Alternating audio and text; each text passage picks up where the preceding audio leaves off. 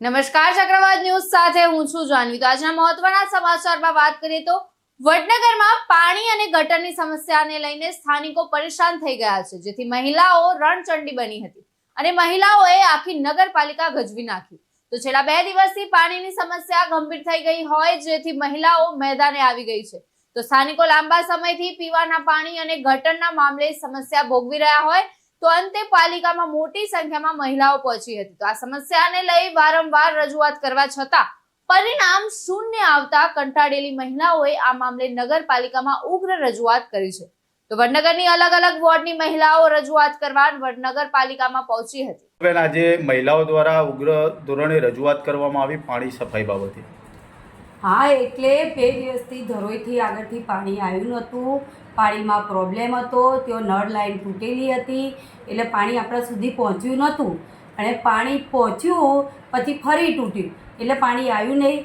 અને આજે સવારે વિતરણ કરવાનું જ હતું, કાલ રાતથી આપણે પાણી ચાલુ થઈ ગયું હતું, પણ ધરોઈમાં લાઇટ કાપ હતો, એટલે આપણે અહીંયા પાણી બંધ થઈ ગયું, એટલે આપણને ખબર પડી, એટલે તેઓ ફોન કરીને આપણે લાઇટ ચાલુ કરાવીને પાણી ચાલુ કરાવ્યું, પણ ત્યાંથી અહીં પહોંચતા બી ટાઈમ લાગે, ટાંકા ભરાતા બી વાર લાગે, અને એના પછી હવે વિતરણ ચાલુ કરવાનું છે, બધાને પાણી આપવાનું જ છે।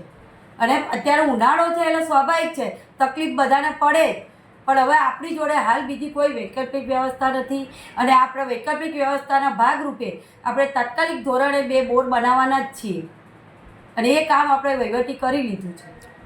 સૌથી વધુ સમસ્યા તમારા જ વોર્ડમાં છે। આજ સવારે પણ એક રબારી સમાજના યુવાનનો ફોન આવ્યો હતો કે સવારે શૌચાલય જવા માટે પણ પાણી નથી અને સફાઈવાળા આવતા નથી, શું કહેશો બેન?